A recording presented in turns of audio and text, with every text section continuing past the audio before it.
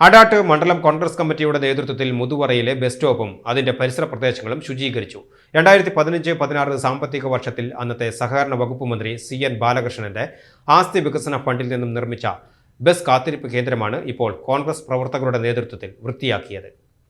ശുചീകരണ പ്രവർത്തനങ്ങൾക്ക് മണ്ഡലം പ്രസിഡന്റ് P. രാജേശ്വരൻ, മുൻ ഗ്രാമപഞ്ചായത്ത് പ്രസിഡന്റുമാരായ VO Chumar, TR Jayachandran, Adat block Congress president Abhilash Prabhakaran, ward member Jofi Sunil, Mahila Congress നേതാക്കളായ രമണി വാസുദേവ്, ശൈലജ ശ്രീനിവാസൻ, ബ്ലോക്ക് കോൺഗ്രസ് ഭാരവാഹികളായ Anandar Raphael, PD Balan, CK Prajeesh, CN Rajan, MS Ranjith, PD Varghese, Ranjith Adat, CN Pradeep എന്നിവർ നേതൃത്വം നൽകി.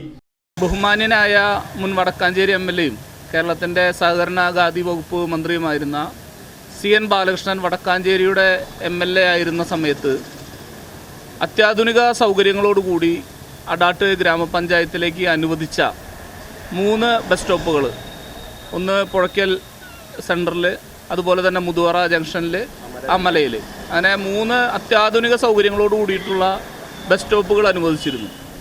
പക്ഷേ കഴിഞ്ഞ ഇടതുപക്ഷ ഗവൺമെൻറ്റിൻ്റെ സമയത്ത്, അതുപോലെ തന്നെ പഞ്ചായത്തും ഇടതുപക്ഷമായിരുന്നു ഭരിച്ചിരുന്നത്. ആ സമയത്ത് ബസ് സ്റ്റോപ്പുകൾ കൃത്യമായി ഭംഗിയായി നോക്കാനോ അതിലെ പരിപാലിക്കാനോ അതിലെ അറ്റകുറ്റപ്പണികൾ തീർക്കാനോ അവർ തയ്യാറായിരുന്നില്ല.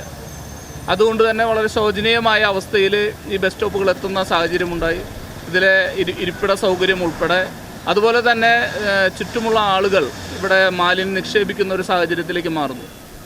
അത് ഇന്ത്യൻ നാഷണൽ കോൺഗ്രസിൻ്റെ മുന്നിൽ എത്തുകയും മണ്ഡലം കോൺഗ്രസ് കമ്മിറ്റിയുടെ നേതൃത്വത്തിൽ ഈ 3 ബസ് സ്റ്റോപ്പുകളും ഭംഗിയായി പരിപാലിക്കുന്നതിനുള്ള തീരുമാനമെടുത്തിരിക്കുകയാണ്. അതിൻ്റെ ആദ്യപടിയായി മുതുവറയിലെ CN ബാലകൃഷ്ണൻ അനുവദിച്ച ഈ ബസ് സ്റ്റോപ്പ് മുഴുവൻ മാലിന്യങ്ങളും നീക്കി, അതുപോലെ തന്നെ ഇതിൽ പറ്റിയിരിക്കുന്ന അഴുക്കുകൾ പ്രഷർ വാഷർ ഉപയോഗിച്ച് കഴുകുകയും അതിനോടനുബന്ധിച്ച് CN സപ്തതി ട്രസ്റ്റ് ഉണ്ട്. ആ ട്രസ്റ്റിൻ്റെ ആഭിമുഖ്യത്തിൽ ഇവിടെ നാശമായ എല്ലാ ചെയറുകളും, കേടുപാട് വന്ന ചെയറുകളൊക്കെ മാറ്റി സ്ഥാപിക്കുന്നതിനുള്ള തീരുമാനമെടുത്തിരിക്കുകയാണ്. അതുപോലെ തന്നെ അടാട്ട് ഗ്രാമപഞ്ചായത്തിന് നമ്മൾ കേന്ദ്ര സർക്കാരിനും ഒരു നിവേദനം നൽകുന്നുണ്ട്. ഇതിൻ്റെ കൃത്യമായി പരിപാലനം ഉറപ്പുവരുത്തണം എന്ന രീതിയിൽ അനുകൂലമായ തീരുമാനമുണ്ടാകും. അത് മഹത്തായ ഇന്ത്യൻ നാഷണൽ കോൺഗ്രസിൻ്റെ നേതാവ് CN ബാലകൃഷ്ണന് കൊടുക്കുന്ന സ്മരണാഞ്ജലിയാണ് എന്ന് മാത്രം സൂചിപ്പിക്കുന്നു.